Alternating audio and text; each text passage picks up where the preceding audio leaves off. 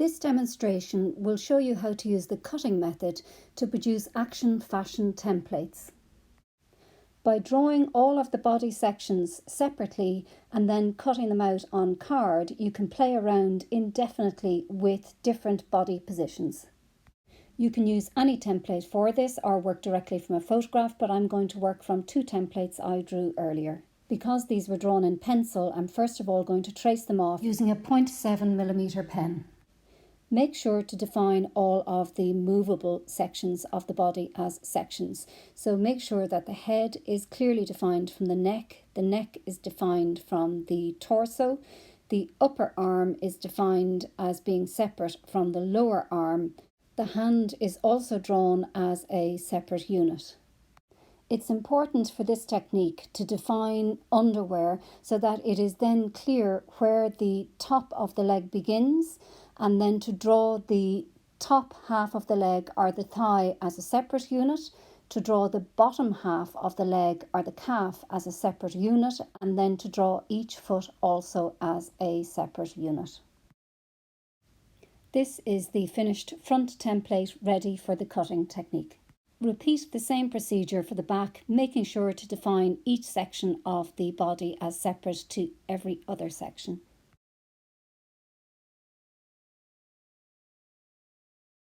And this is the completed back template. I've got my front and back template that I've traced off, and I have some scraps of reasonably lightweight card. This is kind of the weight of a cereal box or a little bit lighter. So cereal box is perfect for this. It doesn't matter if it's printed on any old piece of card will do. I'm just going to roughly cut out the shapes. The two of these are now ready. Make sure that you've got adequate glue on the actual body. I don't need to worry where there's no body here, but where the body parts are, I do need to make sure that I've got adequate Pritt stick there.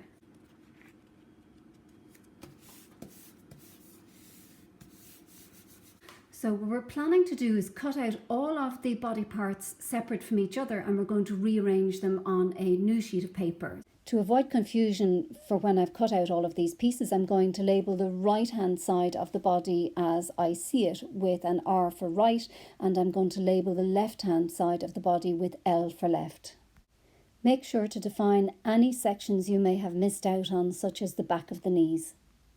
Starting with the front, cut out the body roughly and then start to cut out all of the sections individually. Where possible, cut just outside the lines so that they're still visible. Okay, so I've just finished cutting out all of the pieces. So now you can play around with them to come up with new poses. The arm, of course, can move where the elbow is.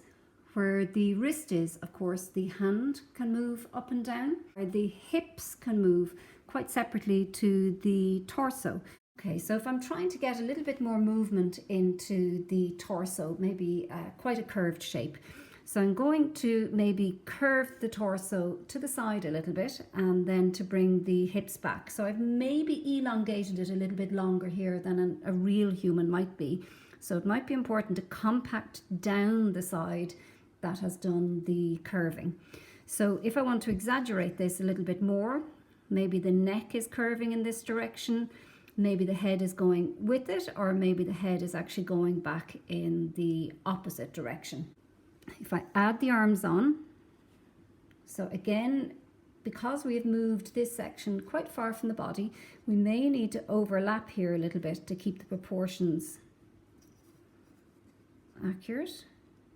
And then it's very important with the legs to understand that both of the legs will support the body evenly. So normally when we stand, we've got weight on both feet. The legs here are both bearing the weight. So if we stand on one leg, what happens is that leg moves to the center of gravity on the body.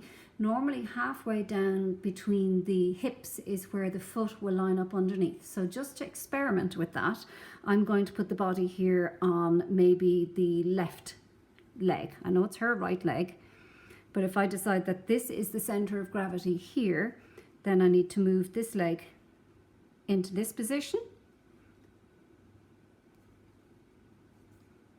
Okay, so the weight is now on this leg here. So now I'm free to move this leg here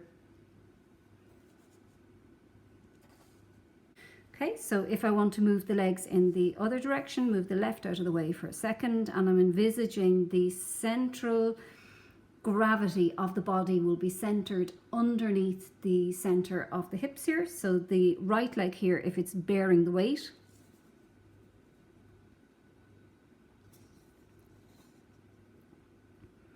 will line up center in the body like this. So from the head down to the feet, we have a central line joining up all of those important parts. And in this case here, then I can maybe do something more active with the right leg. So the options here are endless.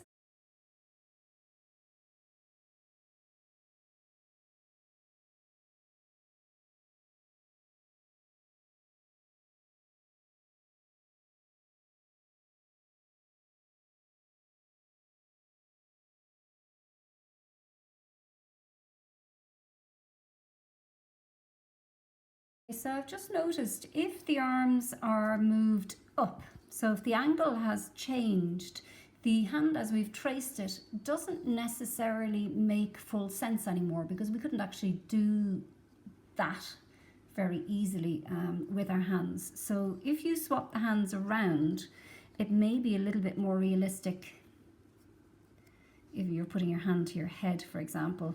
Okay, so this is the position that I've chosen to work with. It can be a little bit tricky to do the Pritt sticking here, but if I start with the torso, I can replace everything else into a position that is useful.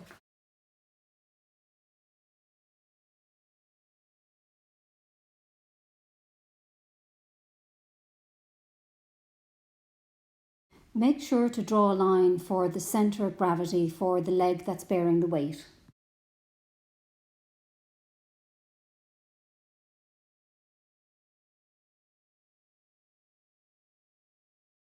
So I'm going to put this one aside now and do the same for the back. Cut out all of the sections carefully. Play around with the sections until you decide on a suitable pose. Glue the pieces down onto a separate sheet of paper. Remember to draw a line down through the centre of the body to place the centre of gravity for the weight-bearing foot.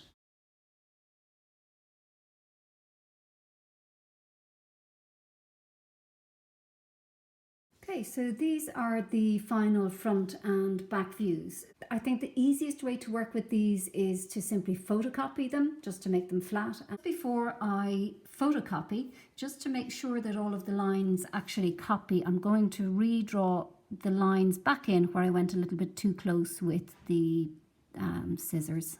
These are the photocopies, so these are now smooth and they don't have all of the pieces on them. Normally I would trace without using a light box. It's a little bit difficult for you to see in a video. So I'm going to get the light box again and trace these off in pencil, just so I can make corrections as I go, and then I'll link them back up. This area here, I'm going to take this shorter section and I'm going to also just accept this longer one. So extending this line out. I do like to know where that notch or waist is. So for the hip area here, what I'm going to do is I'm just going to edit out the bit that sticks out. So if I have the hip is essentially, this is the bony section, comes down to about here.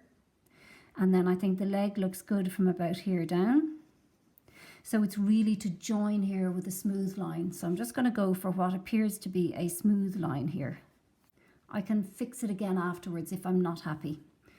Okay, so knowing where the center of the hip is here might be useful.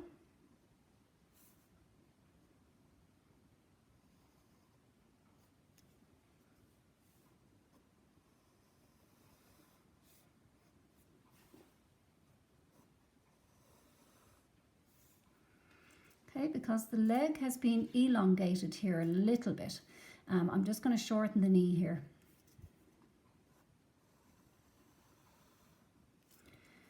Okay, and then this. Okay, so I'm not fully happy here. I've made the hip a little bit too narrow and I need to make it a similar width to the other side. So I'm going to rub this out and I'm going to go a second time.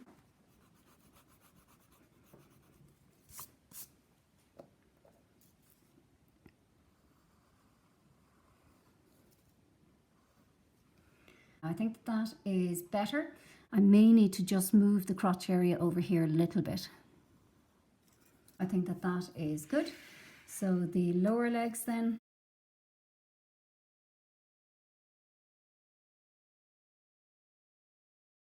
So we've got the belly button here. So then for the arm, so this one is standing up a little bit high here. So I'm just going to take the edge off that down to about here.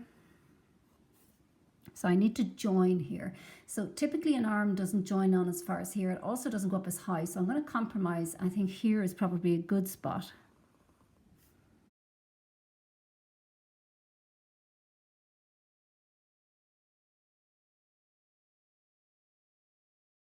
So again, it could be useful in a template to add in maybe a center torso line here so that you know where that center is, even center neck.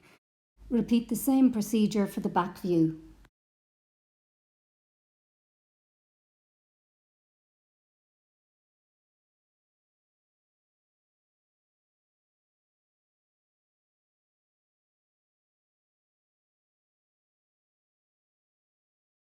So what I'd like to do now is to ink up these, and then I can rub out all of the pencil lines, or I could retrace them and keep the pencil versions of them if I like. And because I'm going to use these to trace for designing from, it's really a good idea to use quite a heavy pen.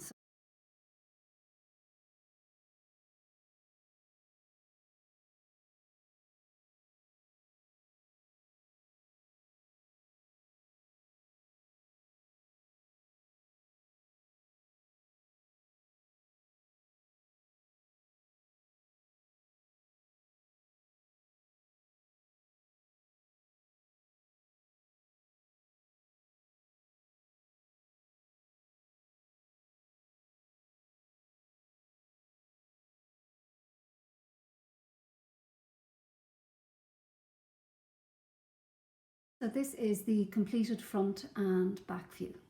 Okay, so just to give you examples, these are menswear templates I found online. So the technique works just as well. You can work with an instant template. It is possible to work directly from a photograph if you want to skip all of that drawing. The template as drawn directly from a human, the great thing is it will have slightly more human proportions. A typical fashion illustration template or fashion drawing template has longer legs than a typical human. So you can simply stick the leg parts slightly further apart if you're looking for that longer legged look.